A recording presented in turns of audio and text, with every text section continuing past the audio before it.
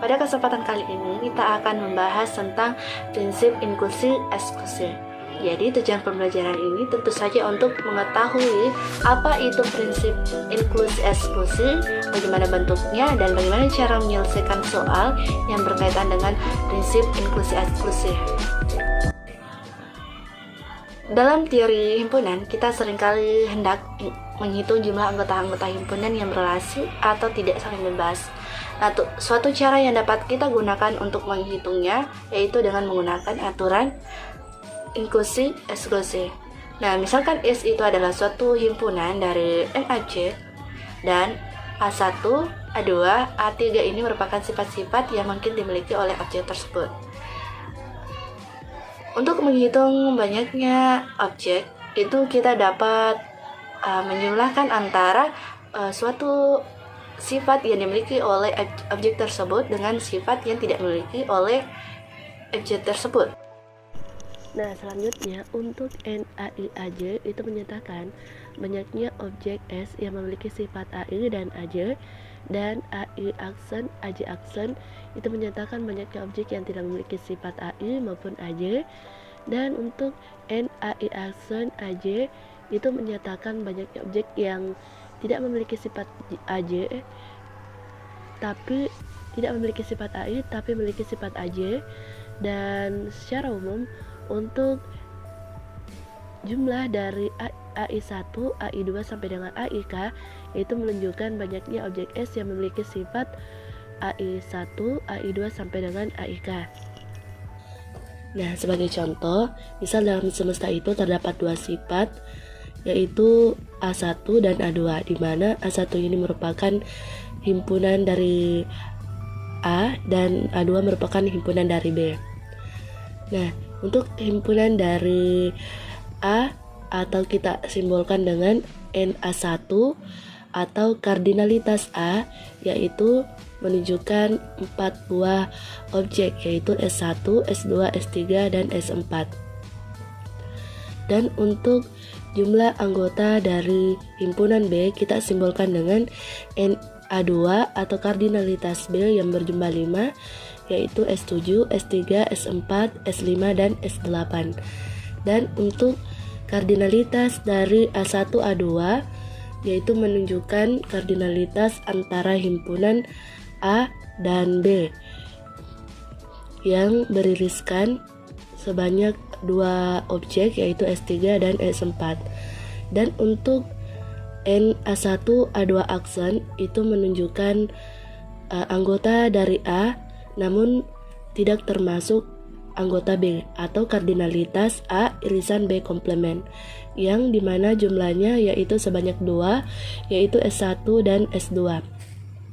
Dan untuk anggota atau jumlah anggota dari A1 aksen A2 yaitu menunjukkan kardinalitas A komplement irisan B yang dimana jumlah dari anggota yang termasuk dari anggota B tapi tidak termasuk dari anggota A yaitu sebanyak 3 yaitu S5, S7, dan S8. Nah, untuk NA1 aksen, A2 aksen itu menunjukkan kardinalitas A komplement irisan B komplement yaitu jumlah dari suatu anggota yang tidak termasuk dari anggota A dan B yaitu sebanyak 4 yaitu S6, S9, S10, dan S8. Nah, sehingga hal itu dapat ditunjukkan dengan kardinalitas A gabung B yaitu untuk mendapatkan jumlah antara A dan B yaitu dengan menjumlahkan antara kardinalitas A dengan B dengan mengurangkan kardinalitas A irisan B. Nah, sehingga diperoleh kardinalitas A gabung B komplement yaitu dengan mengurangkan antara kardinalitas semesta dengan kardinalitas A gabung B. Sehingga masing-masing kita ubah dari penyelesaian sebelumnya kita dapatkan untuk kardinalitas A gabung B yaitu kardinalitas A tambah kardinalitas B dikurang kardinalitas A irisan B.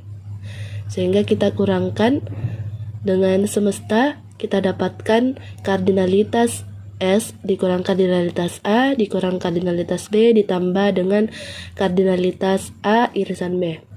Nah, sehingga untuk menyatakan banyaknya objek di S yang tidak memiliki sifat A1 dan A2, kita dapat menuliskannya dengan N A1 aksen, A2 aksen sama dengan N dikurang N A1 dikurang N A2 ditambah N A1 A2, yaitu kita mengurangkan antara jumlah keseluruhan dari semesta dengan jumlah dari A1 dikurang jumlah dari A2 dan jumlah dari A1 dan A2. Nah, secara umum prinsip inklusi eksklusi itu dapat dituliskan sebagai berikut, yaitu kita masuk pada teorema 3.12 mengenai prinsip inklusi eksklusi yang berbunyi, jika N adalah banyaknya objek dalam himpunan S dan A1, A2 sampai dengan AR, sifat-sifat yang mungkin oleh suatu objek di S, maka banyaknya objek di S yang tidak memiliki sifat A1, A2 sampai dengan AR adalah. Nah, di sini kita bisa melihat rumusnya bahwa untuk mendapatkan banyaknya objek yang tidak memiliki sifat A1, A2, AR sampai dengan AR, kita melambangkan dengan N A1 aksen, A2 aksen sampai dengan AR aksen.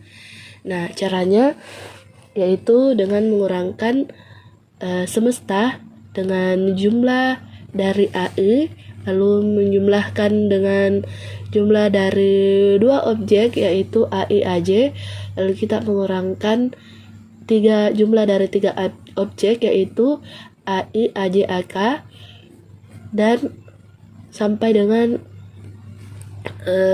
menjumlahkan dengan minus 1 pangkat T dikalikan dengan jumlah keseluruhan dari tiga sifat ini, yaitu A1, A2 dan sampai dengan AT.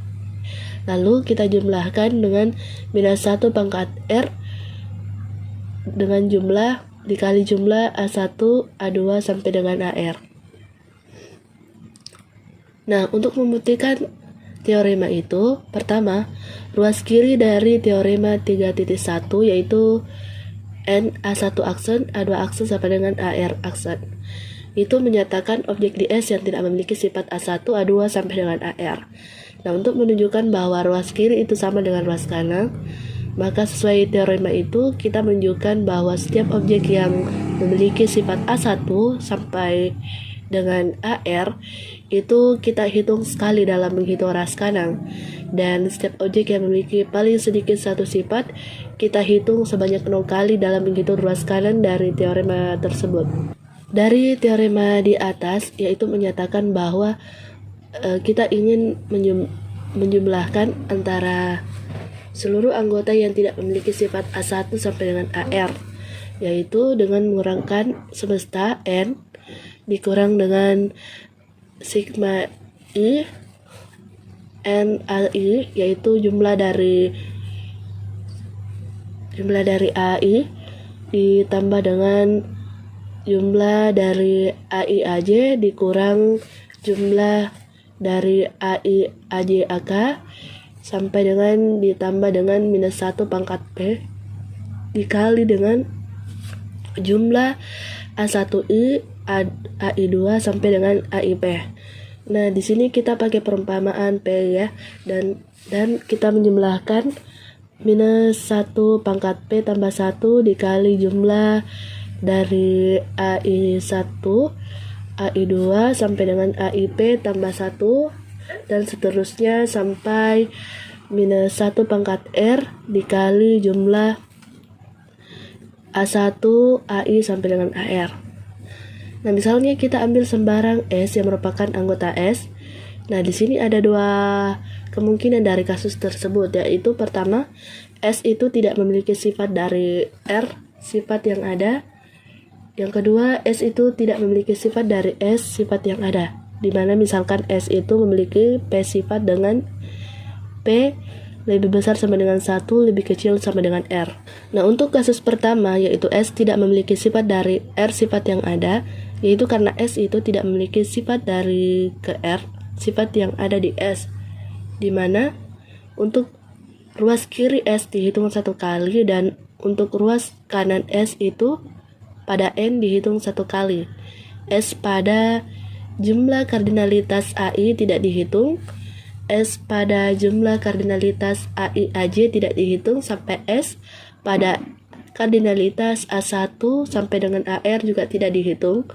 Jadi ruas kiri dan kanan itu sama.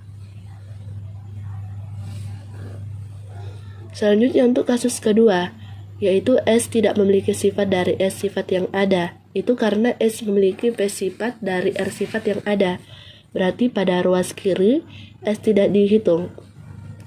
Sedangkan untuk ruas kanannya, S pada kardinalitas AI mungkin saja dihitung dan juga mungkin tidak dihitung, sehingga dalam menghitung jumlah dari kardinalitas AI, S itu dihitung sebanyak kombinasi P1 kali.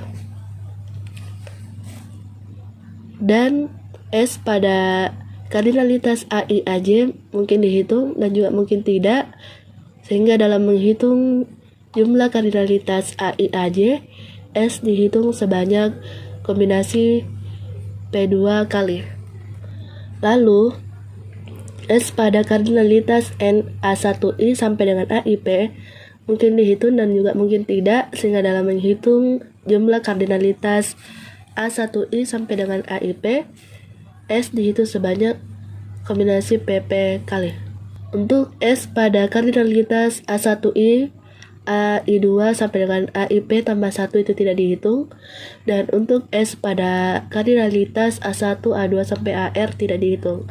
Sehingga untuk ruas kanan kita dapat menuliskan N dikurang sigma NAI ditambah sigma kardinalitas AI AJ dikurang kardinalitas AI AJ AK ditambah sampai minus 1 pangkat P dikali jumlah kardinalitas A1I AI2 sampai dengan AIP ditambah minus 1 pangkat P tambah 1 dikali jumlah kardinalitas A1I sampai dengan AIP tambah 1 ditambah sampai dengan minus 1 pangkat R kali N A1 AI sampai AR. Sehingga dari hal penyelesaian itu kita dapatkan jumlah dari kombinasi PX XK yang dimulai dari K 0 sampai dengan P. Sebagai contoh, misalnya kita ingin menanyakan berapa bilangan bulat dari 1 sampai dengan 100 yang pertama tidak habis dibagi 3 atau 5, kedua tidak habis dibagi 3, 5, dan 7. Nah, pertama, kita misalkan semestanya itu 1, 2, 3 sampai dengan 1000. Dan A1 itu sifat yang habis dibagi 3, A2 itu sifat yang habis dibagi 5, dan A3 itu sifat yang habis dibagi 7. Nah, yang ditanyakan adalah kardinalitas dari A1, A2, A3.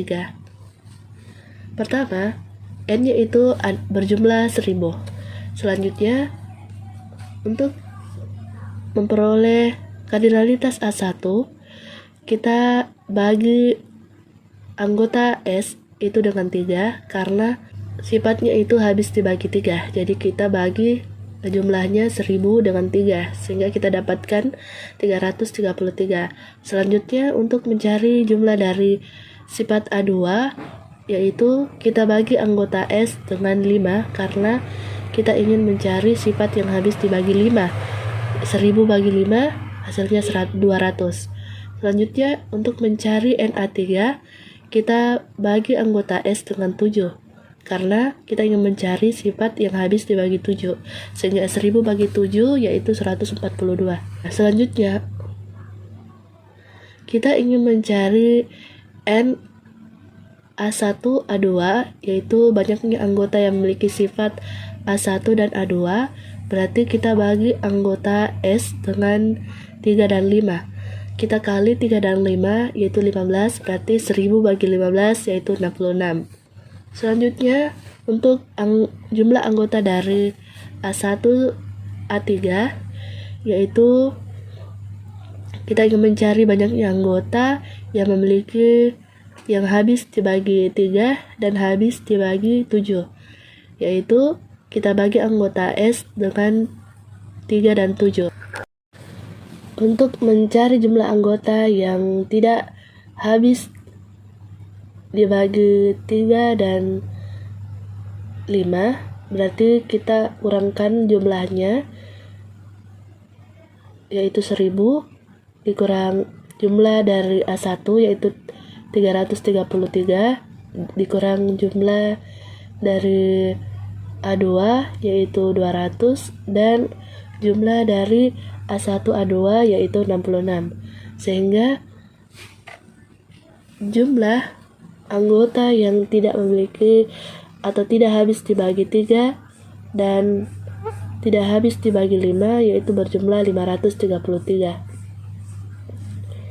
Nah, selanjutnya untuk jumlah anggota yang tidak habis dibagi 3, 5, dan 7, yaitu pertama kita 1000 kita kurangkan dengan NA1 yaitu 333 dikurang NA2 yaitu 200 dikurang jumlah dari anggota yang habis dibagi 7 yaitu 142 ditambah NA1A2 66 ditambah A1A3 47 ditambah NA1A2A3 yaitu 28, sehingga kita dapatkan 457.